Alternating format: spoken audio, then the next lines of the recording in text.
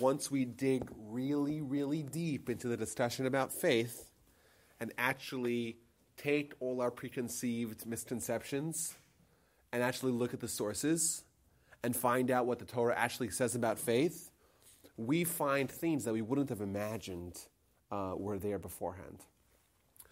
And I think today we're going to discuss areas of philosophy that are so troubling and so difficult to understand and cause so many people to have crises of faith and to ask questions.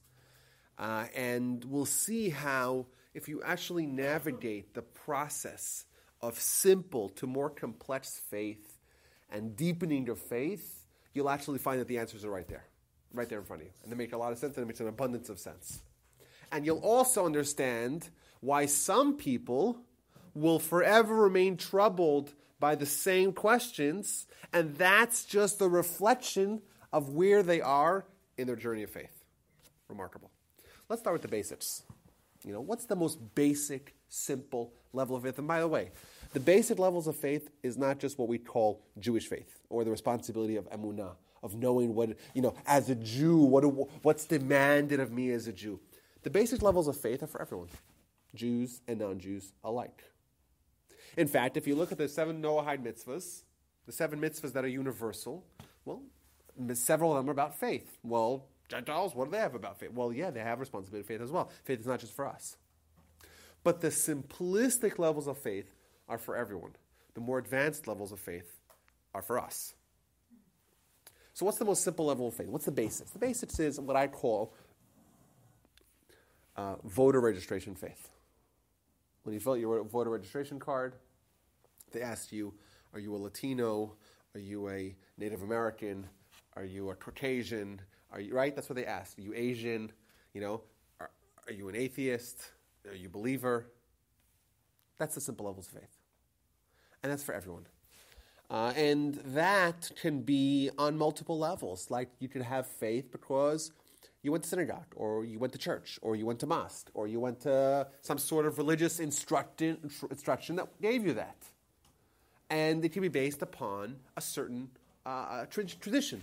Basic levels of faith. Lowest level, simple faith. Dad says there's a God, never questioned it, never thought twice about it. You check the box. And then there's a deeper level of faith, and that would be where you have some evidence, where you actually investigated, you read some books about the issue.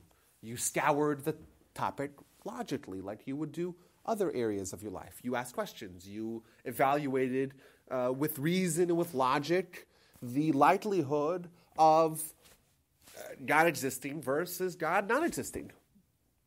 And that, by the way, is also for the Gentiles, not just for the Jews, because your faith should be based upon a certain foundation of reason and logic. We even find in the Talmud dialogue between the great rabbis and their contemporaries, their non-Jewish contemporaries. And they're having discussions with them, and they say, hey, why does God do this? Or according to your understanding of God, that question. It means this is something that's not just demanded of Jews. It's demanded of Jews, of course. We're told additionally we have to have sufficient understanding of the reasonings and the logic behind faith to be able to engage in a debate, in polemics, with someone who is a heretic. So the basic level of faith, we say, is to have either a belief based upon tradition, alternatively, on a higher level, an understanding, a logic of a certain agreement, belief in the idea of a creator. When we mentioned Esau, right? If you looked at Esau, and if you were to isolate him and you say, is Esau a man of faith or not? It's a tricky question. Esau. We read about him last week in the Parsha, right? Last week, and he's the villain of this week's Parsha, right? Spoiler alert. Huh? That's right. So we meet him again. He comes back with a horde, 400 men. And he encounters Jacob once more, many years after Jacob escaped from him. So Esau, was he a man of faith or not? So simply you would say, no, this is Esau. He's the wicked guy. But in truth, even Esau had this level of faith. Even Esau was someone that if you were to ask him, do you believe in God or not, he would say yes. So what's the difference between Jacob and Esau? What's the difference between the Gentile faith and the Jewish faith? Difference is that Esau, his faith resided in his mind. You had to ask him, do you have faith, to find out if he had faith or not. Jacob, you didn't have to ask him anything. You look at his behavior. You look how he acts, how he talks, how he speaks, how he thinks. All that, his life, is a reflection of his faith. Esau, you would ask him and he'd say, yes, I'm a man of faith.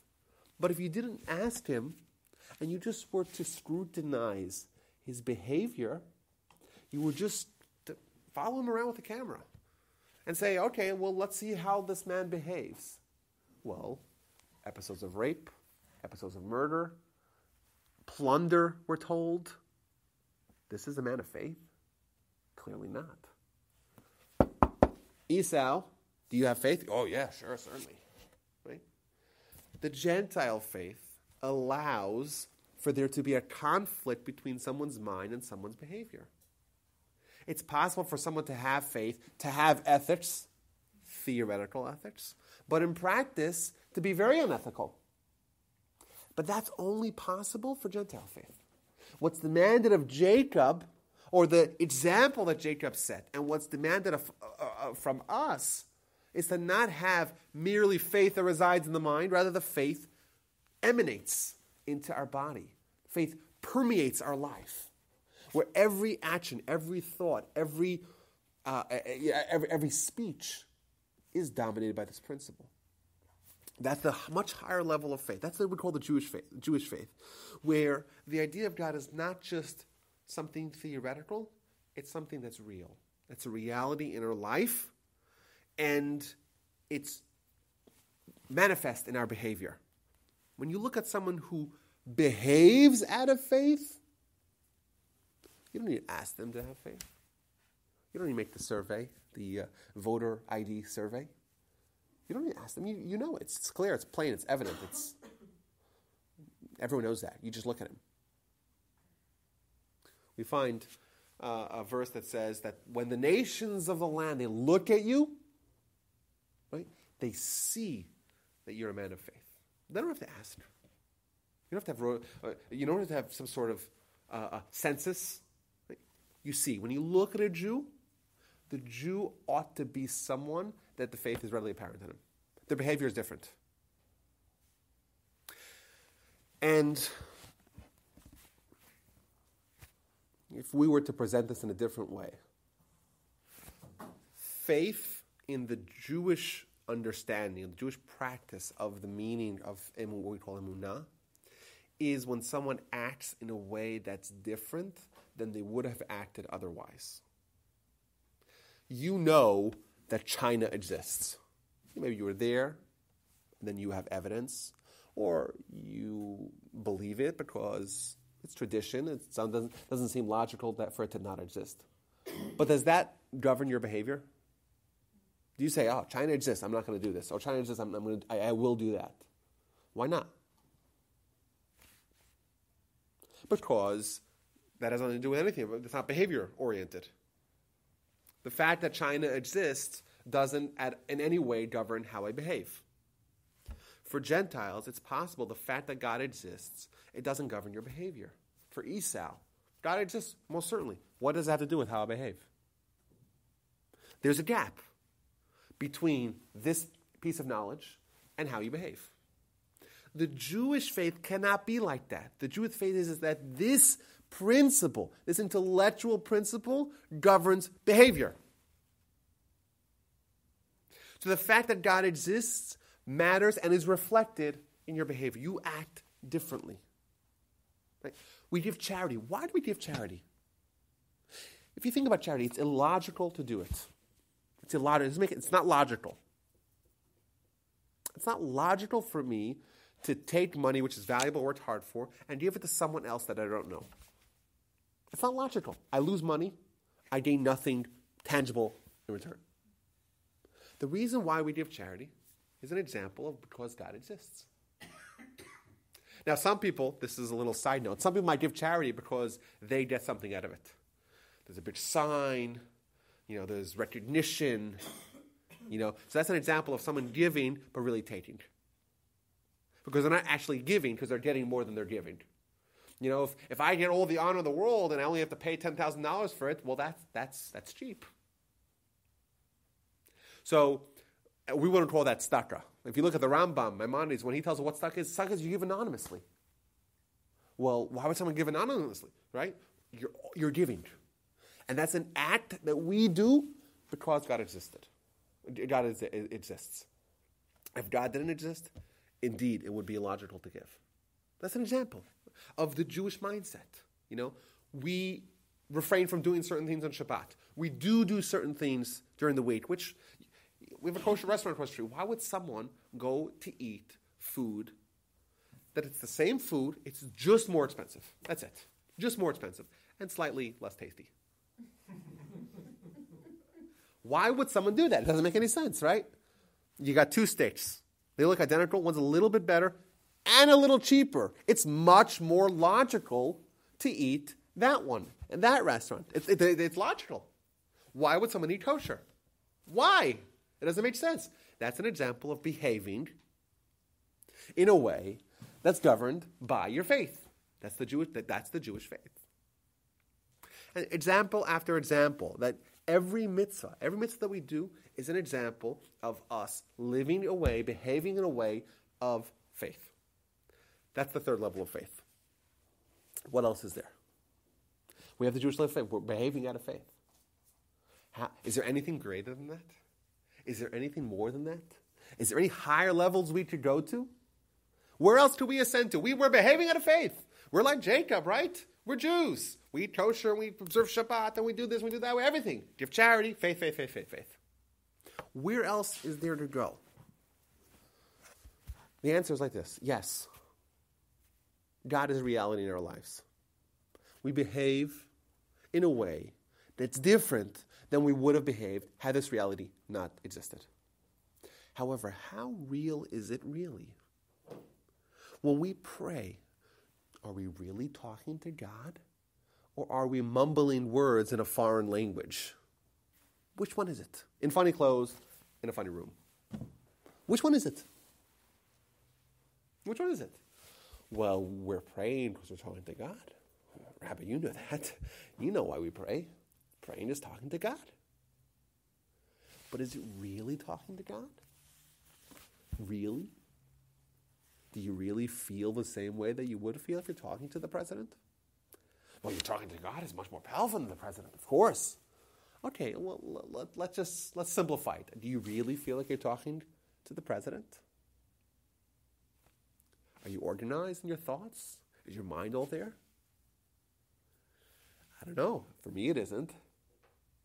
So while someone may behave in a way that reflects their faith, it might not be actually really real.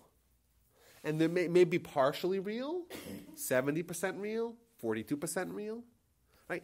For the fact that it's real, that governs your behavior. Okay, but how do we make sure that it's 100% real? Well, there's lots of levels of faith, all the way from 1% to 100%. And treading that line, right? Going down that path is a whole lifetime of faith building. And how do you build your faith? Well, mitzvahs, on one hand, are a reflection of faith. On the other hand, they are a boosting of faith. So as we grow and develop as Jews, this reality becomes more real to us. It's true, it always was true, but we really feel more true in it. Talmud describes prayer as work in the heart. Sounds like an open heart surgery, right? You're working on the heart. Laparoscopically. What does it mean, work in the heart? Exactly. It's convincing yourself or living or trying to align this reality with what you actually feel. And I gave you guys the stories here. I had a friend in high school that wore a tie to prayer, and to me it was funny and bizarre. And I asked him, why are you doing that? He says, well, if you were talking to the president, would you not wear a tie? And he's absolutely right. The difference is that I wasn't talking to the president. Yeah, of course I was talking to God, but it wasn't real. I wasn't talking to the president. I was talking to God, but in kind of a religious way, in a kind of like a ritualistic way, not a real way.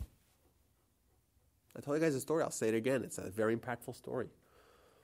I was there with my grandfather towards the end of his life, and I was there overnight, and he woke up in the middle of the night repeatedly because he asked me, is it time to pray yet? I said, no, it's only 2:30 in the morning. Prayer doesn't start for 5.5 hours or 4.5 hours. Go back to sleep. Half hour later, he wakes up again. Is it time to pray yet? I said, no, Saba, go back to sleep. Half an hour later, he's up again. I'm going to wait up. And he sits like this with his hands in fists like this on his knees, all dressed and ready to go like a kid the day before a trip to Disneyland. Just imagine, what would your sleep be like if you had a 7 a.m. in the White House? What would your sleep be like? What would it be like? Would you be able to fall asleep? Would you be able to sleep for a long time? Would you wake up and say, is it time? Did I miss it?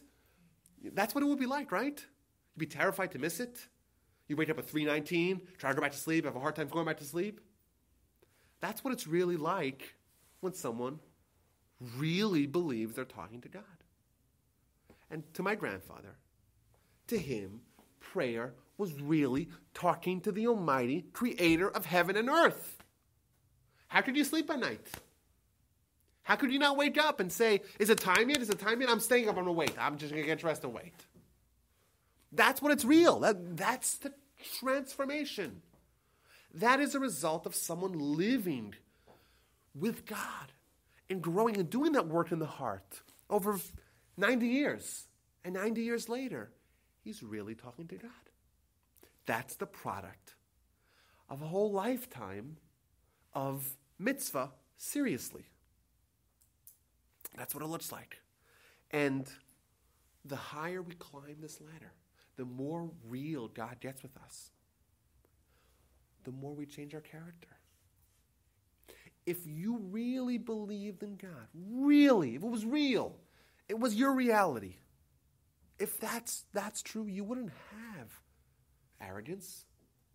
How can you have arrogance? Everything you have is from God. You wouldn't be stingy. How could you be stingy when the Almighty tells you to give charity? You wouldn't be impatient because you know that everything comes from God. You wouldn't get angry. Character imperfections only arise in a human that doesn't have God as a reality in their lives. So the result of such a life is that not only do you have faith, but you have everything alongside faith with regards to relationship with God and relationship with other people. You have everything. But there's more. So we have 4 levels of faith. We got the 2 simple Gentile levels of faith. Everyone has to have that.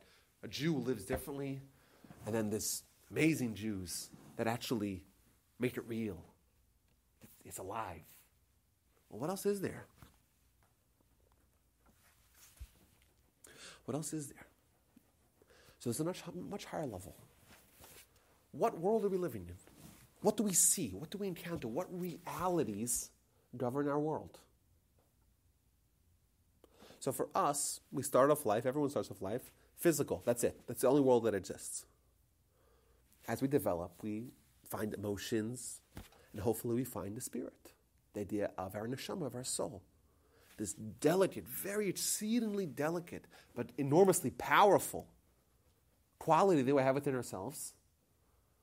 And we nurture that side of ourselves. And by suppressing our physical, we, as a result, empower our spiritual.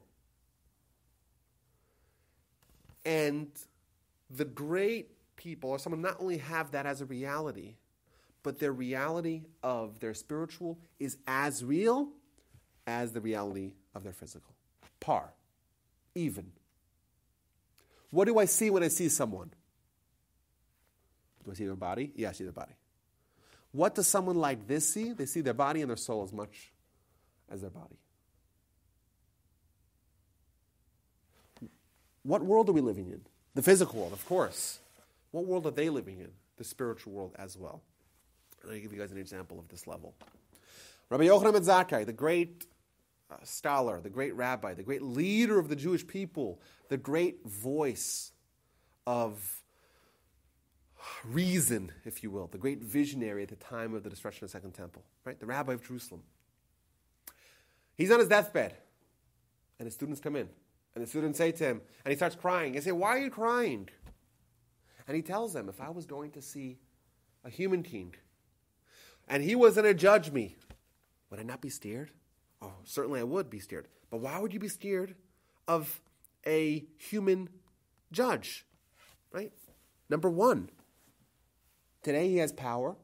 Tomorrow he's dead and powerless. Right? When he gets angry at me, his anger is temporary. When he banishes me, it's only temporary banishment. If he kills me, it's not forever. And you know what? I can bribe him. I can negotiate. I can talk to him. But still, would someone not be terrified if they're going to speak to a king or a judge or a monarch? Have to cry for their lives? For sure. Now you're going to the Almighty. The Almighty, He banishes you, you're done forever. He's angry at you, that anger never subsides. His power is eternal. You can't negotiate with Him. You can't bribe Him. Would you not be scared? What's He describing? He's describing a world where your fear of heaven is equal to your fear of other people, of powers, of kings, of judges. And then He says a tremendous and powerful instruction. They say to him, okay, you're about to die, Rebbe, give us a blessing. And He gives him a blessing. Doesn't make any sense. What does He tell him? He tells him, La'olam yehei yirat shamayim malachat yiras basav adam. He tells his students of Rabbi Yochanan ben Zakkai, let me give you a blessing. What could be the blessing of the deathbed of the rabbi? What could it possibly be? What amazing idea. He says to them, your fear of heaven should be like your fear of man. What? I should be, that was a downer. How is that a powerful spiritual message to leave us with? He says to them, you know why it's powerful? Because when someone is about to sin, what do? Look left, look right. No one's watching, I can sin. Do they ever look up? The only reason why someone sins is because they believe in man more than they believe in God. Your fear of heaven should be like your fear of man. There should be balance. There should be parallel. There should be par between the reality of, I see people here, God sees me. Same thing. And I shouldn't be more scared of you guys, of people, than I am of heaven.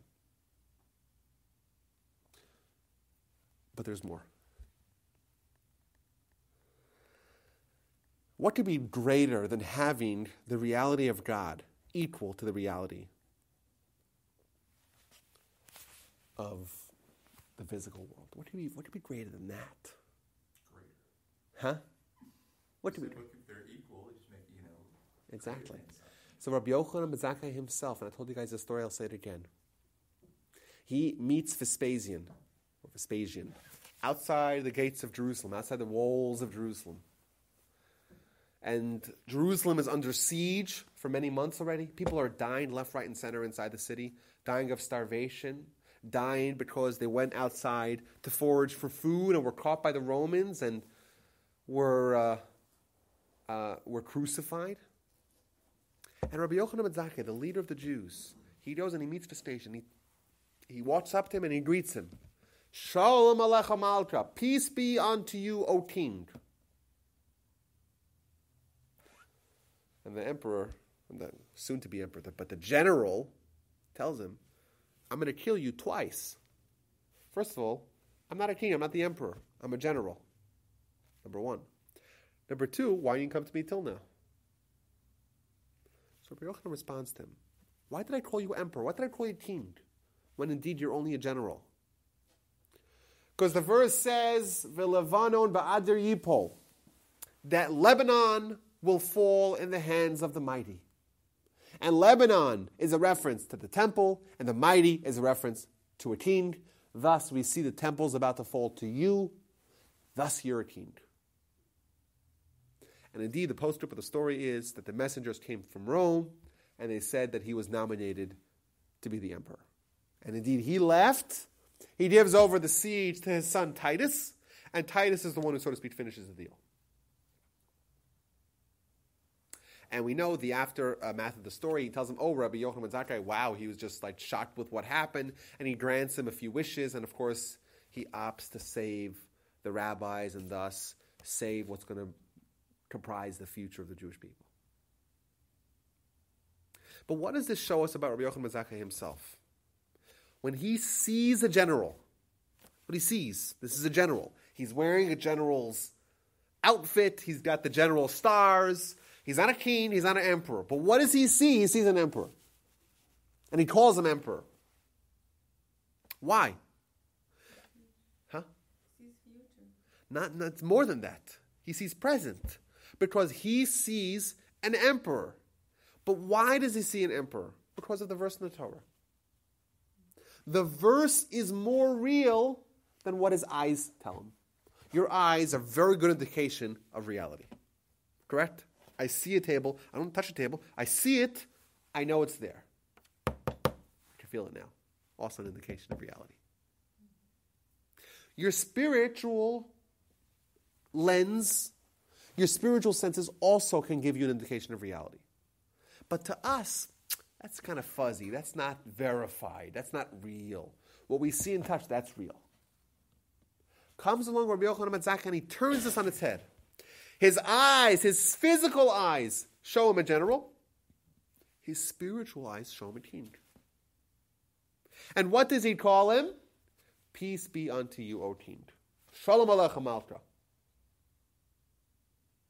This shows that it's possible for someone to have their spiritual reality transcend, be more real, right? Overpower the physical reality. To him, if you told Rabbi Yochanan ben Zakkai, your fear of heaven should be like your fear of man, that would be a downgrading. Because his fear of heaven is more than his fear of man. Because he believed that God was watching more than there's a whole room full of people. I see a room full of people, oh, people are watching me, right? But that's not as impressive to him because he knows God's, God, the fact that God's watching, that's more real to him. And this is the level of Rabbi Yochanan ben Zakkai. This is, I'll just give a little quick disclaimer. This is Rabbi Yaakov Wolbe. His students are not quite in that level. And I'll tell you guys even more. What does it say? I quoted this earlier. What does it say?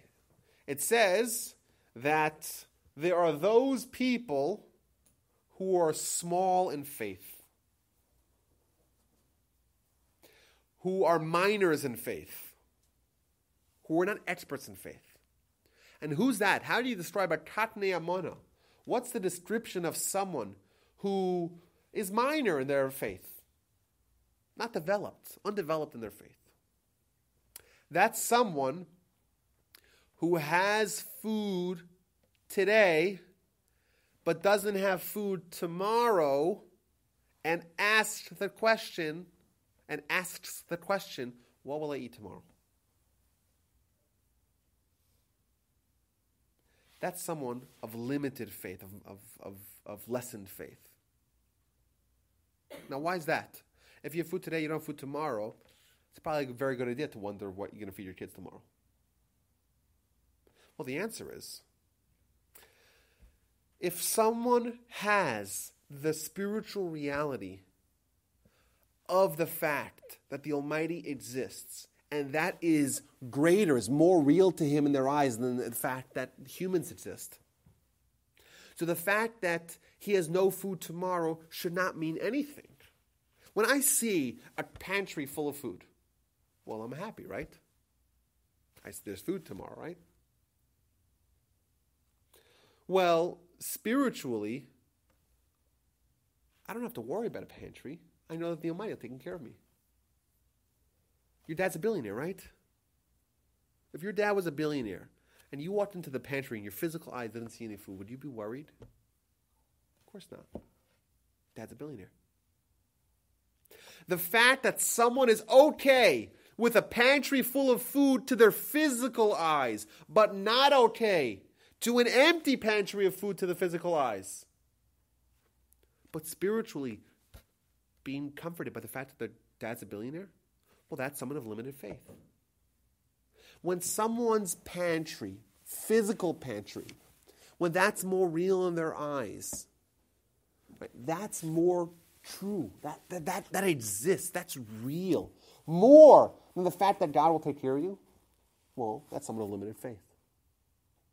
Thus, the Talmud essentially is telling us, gentlemen, right, you guys, ladies and gentlemen, you guys are men of limited faith. There's advanced levels of faith that really are beyond us. Since the temple was destroyed, all you have is men of limited faith. But what it's describing is these these 5 levels that we talked about earlier. Number 1, to have a tradition of God. Number 2, to have proof of God. Number 3, to live the Jewish faith of God. Number 4, it's becoming more real. I'm talking to the Almighty. I'm talking to the President. Number 5, this reality becomes on par with the physical. Even that's limited faith. The degrees of faith that the Talmud's imagining, that the Torah tells us existed with the great leaders, that Rabbi Yochanan ben Zakkai himself demonstrated, where the spiritual reality is more real than physical reality, that's something remarkable, but that's beyond our grasp.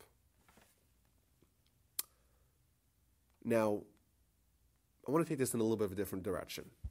Okay, I want to talk about something which is a question that really every Jew has to ask, or every human really has to ask. And the answer is very hard for us to answer. And that's the question of what's called theodicy, or bad things happening to people.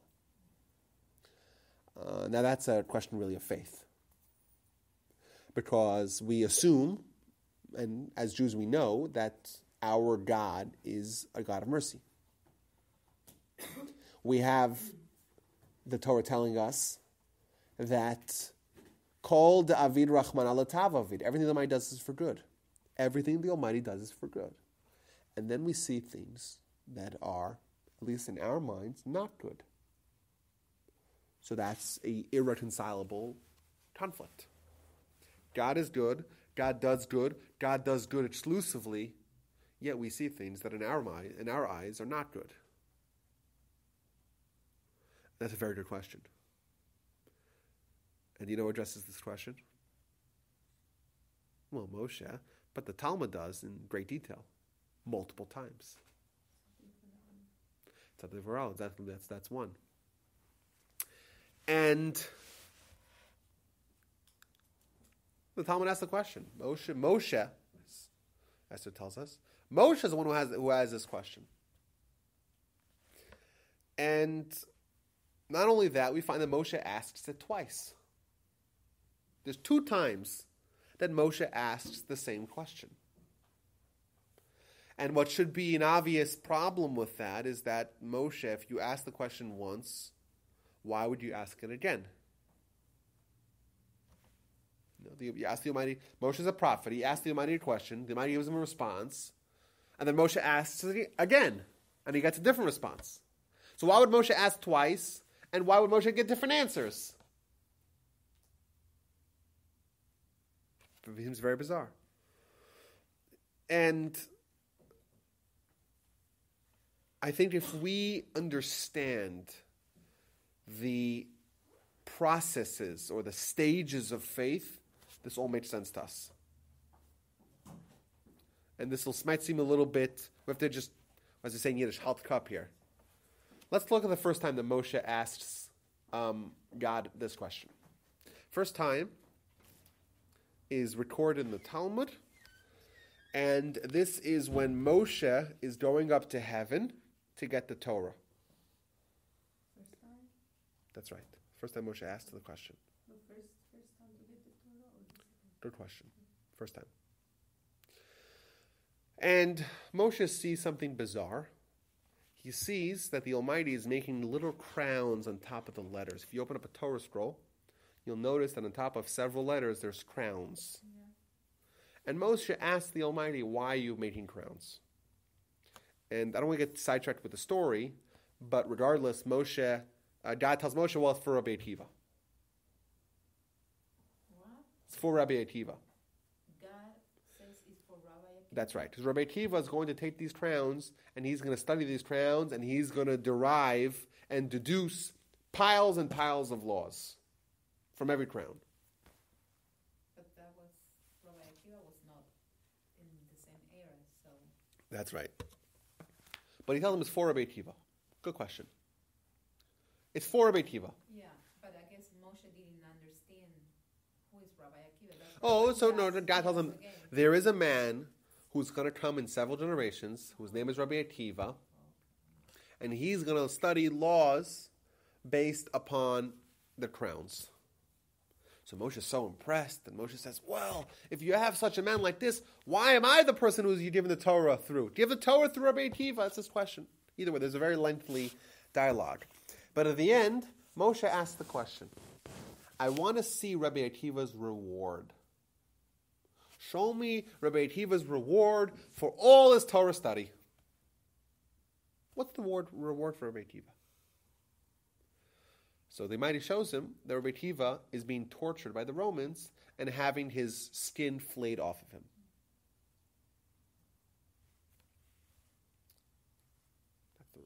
That's the reward. I asked for the reward, not the punishment. So Moshe says, wait a minute. Where's the reward? This is the Torah and this is the reward? Zu Torah, v'zu schara? Question. Bad things happen to good people. Rabbi Akiva, that Moshe said, and the Almighty maybe even agreed, it's not clear from the answer, that Rabbi Akiva is worthy to have been the one to give us the Torah. A great person. Good person, right? And what happens? He's being tortured. Moshe asks God, why do bad things happen to good people? And I would amend the question. Why do bad things happen to great people? And I would amend it even further. Why do terrible things happen to wonderful, fantastic, great people? Good question. Legitimate question. And what's the Almighty's response? Shtok kach Allah b'machshava lefanai. Quiet, silence, so came up in my, that's the way I think. Kach Allah b'machshava lefanai. This is the way I think. Is that a sufficient answer? Does that sound like a sufficient answer? Moshe is asking, I think, what we would agree is a fairly legitimate question. And God tells him, quiet, this is the way I think, you can't understand it. What kind of answer is that? Seems problematic, right? Mm-hmm. Let's fast forward.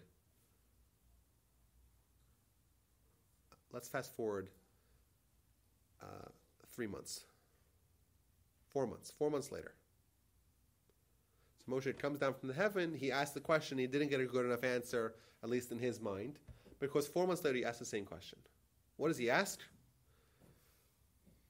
Why do bad things happen to good people? And he says, Tzaddik viralo, which means tzaddik is a righteous person, and ra is bad. Like Yetzer Ra, it's bad for him. Same question. Not about Rabbi Akiva particularly, but about the idea in general. And that's, once again, Moshe, you asked the question already. Why would you ask the question only 4 months later? Right? Doesn't make sense. You asked the question, God said, quiet, this is the way I think, not the way you think. Right? And now he's asking the question again. You know what? God gives him a different answer.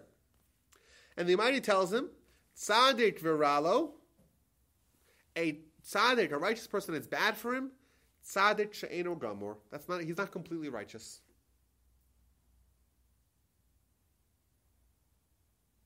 So what does that mean?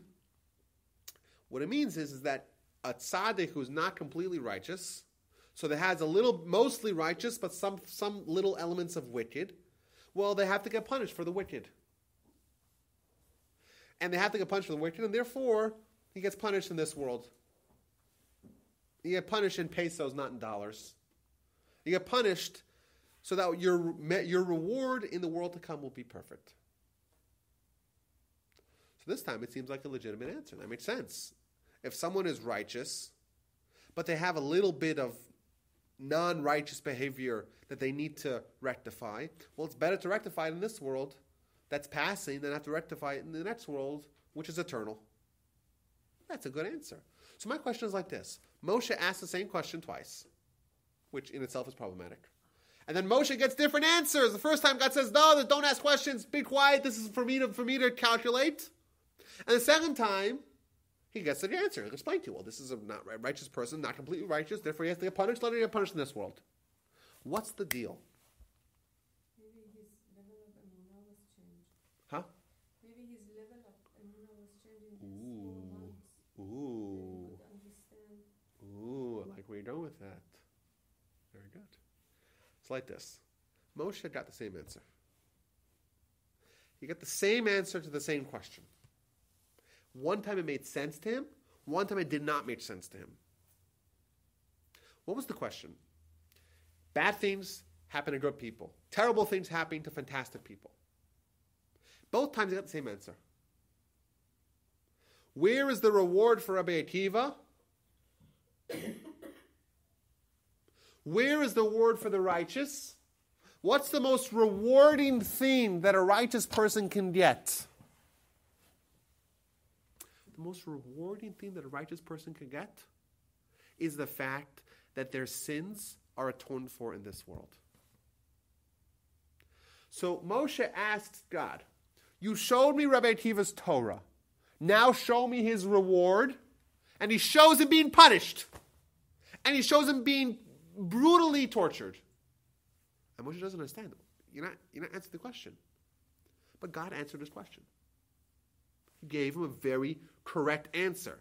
And the answer is that the best thing that can happen to someone is to have their sins absolved in this world. Why? Because the next world, the spiritual world, is so much more valuable, so much more important. This world's passing. Get it over with here, where it's still cheap. But Moshe, he doesn't get it. He says, Zu Torah v'zu schara? This is the Torah. This is the reward? This is not reward. This is punishment. Moshe doesn't get it. This looks like punishment to him. And God says, you know what? You're right. Be quiet. This is not for you. This is the way I think. If you were able to think like God, it would make sense to you. Moshe, your reality at this point in time is not quite fully aligned. The physical world still has some sort of influence over you. Right? If you were entirely spiritual, it would make sense. This is the way I think, not the way you think. Fast forward 4 months later. Moshe now got the Torah. He interceded on behalf of the Jewish people. Right? He had totally got rid of any little bit of physicality. He transcended, he climbed the ladder, he's all the way at the top. He's in the 9th level of faith. He's really on the top of the food chain, so to speak, in faith. And now he asks the question again. He says, I didn't understand it then, but I'm a greater person now. Now maybe I can understand it. So he asks the same question. And he gets the same answer. And this time it made sense to him. This time it made sense, because if your reality was that the spiritual reality is so much more real than the physical reality, give you guys an example. Let's try to, even though this is not a perfect example. If someone's going to get fined, you're for sure going to get fined. You're going to get fined 100. What could be the best blessing? What could be the best blessing to get if you have to get fined 100? That you get fined 100 Zimbabwe dollars and not 100 pounds of gold. Don't you think? Yeah? Wouldn't that be a wonderful blessing? Mm-hmm. Right? Because hundreds of trillions of Zimbabwe dollars is like a quarter or a nickel. So if I said you're going to get fined 100. 100! No question. Wouldn't it be a blessing to get fined 100 of Zimbabwe dollars versus 100 pounds of gold? Says Moshe to the Almighty, show me the reward of Rabbi Akiva. And he shows him being tortured. Hashem Yiracham, Rabbi Akiva is being tortured. How is this an answer to the question? Moshe doesn't get it. Moshe doesn't get it. It doesn't make sense to him. He's being tortured. How is this a reward? Fast forward a little bit later, Moshe, suddenly he realizes, whoa, the spiritual, that's the gold. That's where it matters. And the physical, that's nothing. That's immaterial. That's not real. That's not lasting. That's an afterthought. What could possibly be more rewarding than having to atone your sins in Zimbabwe dollars? Is there anything more rewarding? Now it makes sense to him. He asked the question again, and this time it makes sense. So that's the answer to the question, by the way. When someone asks you why do bad things happen to good people, that's the Torah's answer. And that's a wonderful answer, but it doesn't work for us. Because we ain't Moses. So logically, it could make sense, and we could say, oh yeah, of course it makes sense. But when we see someone getting tortured, we don't see, this is not reward. Sorry. For us, that's not reward. We're way too low down on the ladder of faith for us to even think that that's reward. That looks terrible. For us, it's very, very hard to navigate this question. Because the correct answer is, it makes sense, but it doesn't make sense to us. It doesn't make sense to you. It doesn't make sense to anyone who's on a lower level of faith. Because the only answer to this question of why terrible things happen to wonderful people is that they're getting their payment. They're getting their fine. They're having to pay their due. They're getting the penance in this world, which is a wonderful thing, theoretically. But in reality, we don't get it. And the Almighty tells us, quiet, you don't get it. This is the way I think. This is not the way you think. And the more spiritual we are, the more we're able to understand it. But we can never feel comfortable with this problem unless we're Moshe, unless we're Rabbi Akiva, unless we're someone who the physical reality is so low compared to the spiritual reality that it's a wonderful thing. What was Rabbi Akiva doing? We talked about this last time. What's Rabbi Akiva himself doing while he's being tortured? Can you imagine what would happen to us? God forbid if we were in such a situation. Where's God? Take care of me. I believed in you. I'm Rabbi Akiva. Why are you not sticking up for me? And what's Rabbi Akiva? Akiva's delighted. And he's saying the Shema.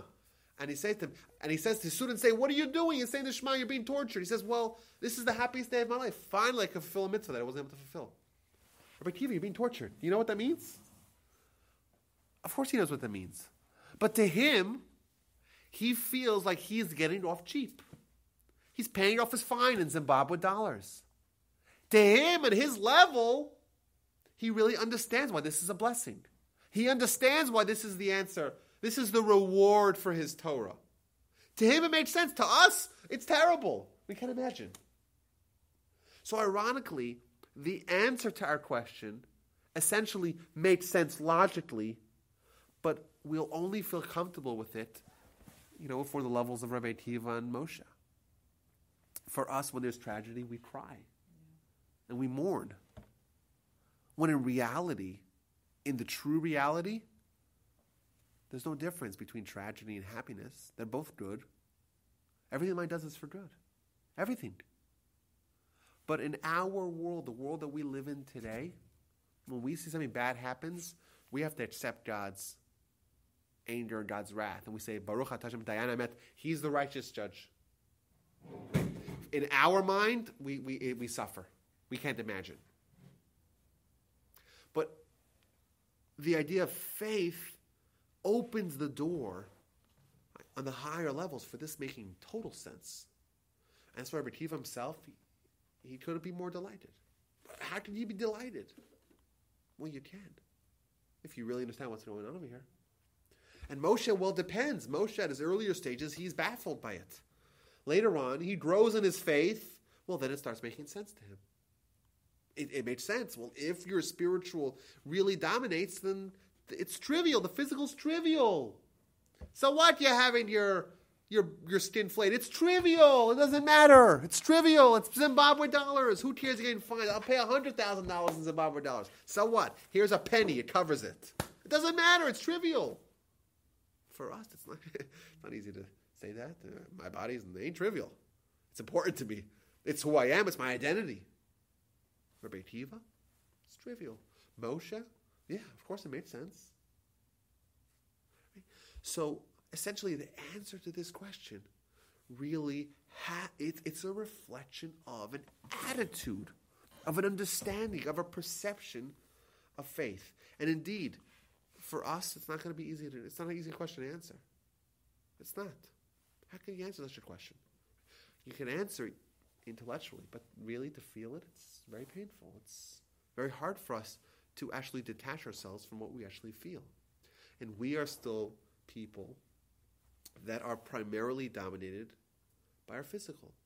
And the spiritual, that's an idea. That's a box we check. Hopefully it's a reality. Hopefully it impacts our behavior. Hopefully it's something that really is involved with us in a day-to-day life and becomes more and more real as we grow.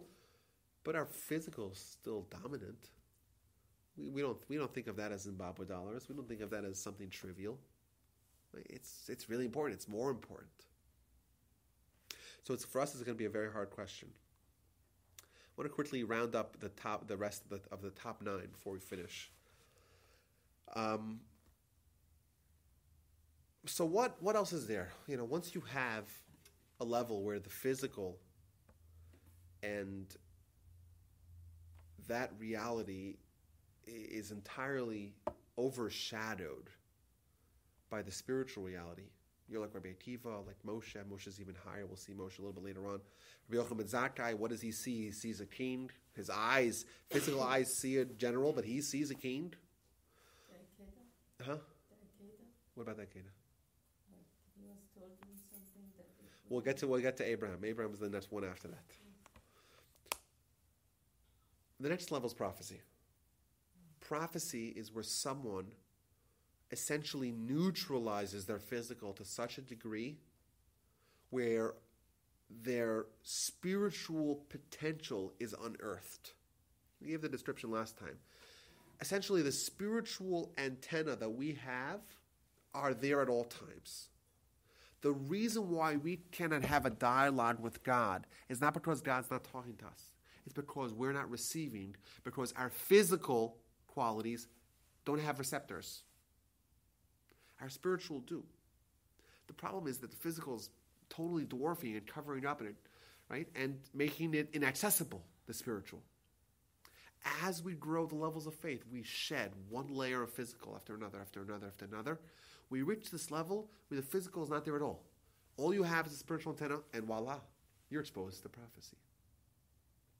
Prophecy is what happens to someone whose physical reality does not dominate them. It's not there at all. All they have is a spiritual reality. The physical reality is almost entirely suppressed. And to the degree that their physical is less of reality, that is the degree that their spiritual is more, and thus their prophecy is more. So the greater the prophet, the weaker the influence that their physical body has in them. And there's 2 levels higher, one of Abraham and one of Moses. Abraham is someone who made the spiritual realm, the Almighty, such a priority in his life and such a dominating factor in his life that nothing else had value. Nothing else mattered. Abraham pulled out his Talmud and he had a book called Avodah Zarah, and it looked like this. One book. Everything was, his laws of idolatry were so expansive. He had 400 chapters of the book of idolatry. Well, why? To Abraham, anything that's physical, anything that's not God, is idolatry. Abraham not only made God a priority, not only made God the top priority, Abraham made God the only priority. Anything else that has a priority, that's straight up idolatry. So that's not only neutralizing the physical, it's eliminating the physical almost entirely, where the physical has no value. It's all there. Yeah, this is a table, this is a chair, this is physical life. it's not valuable at all. It has no value. The only thing that matters is God, and that's what the Akedah. What's the Akedah? Akedah, the binding of Isaac, is the ultimate test. God tells him, commit murder. How do you commit murder? Don't you have morals? No, Abraham had nothing besides for God. Abraham was willing to do something that's not kind, that's not smart, that's evil, right? That's essentially corrupting, destroying his legacy. Everything, nothing mattered besides for God. Nothing had its own platform besides for God. And even the things that were good were not valuable on their own. They're only valuable because of God. Why don't we murder? The reason why we don't murder is because to us murder is bad. The reason why Abraham didn't murder is because God told him murder is bad.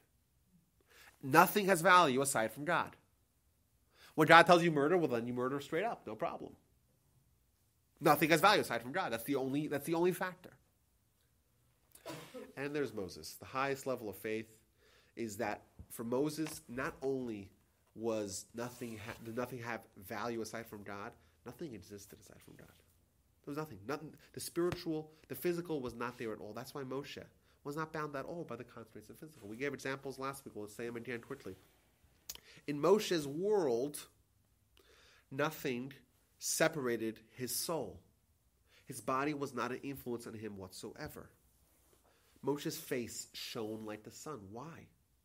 Because his soul was totally exposed. There was no buffer. There's no barriers. There's nothing physical in his world. His body did not at all consume his soul. His soul was out there for everyone. People couldn't look at him. Moshe's prophecy was unadulterated, was uninterrupted. It was what's called Aspaklaria Meira, the clearest prophecy, direct communication, in the middle of the day. He doesn't need a dream. Maimonides tells us the four differences of the prayer, of the prophecy of Moshe versus the prophecy of everyone else. Moshe is someone who's living in this world the same exact way a soul lives in Olam Haba. No difference. No difference. The body is not at all a factor. It's not there even. He doesn't even need to reject it. He doesn't even need to put it in his book of idolatry. He doesn't need to make a big, expansive book. It doesn't exist. He was a soul walking around with men. That's the highest level of faith, where the physical reality is entirely gone. There's nothing there. All it is spiritual.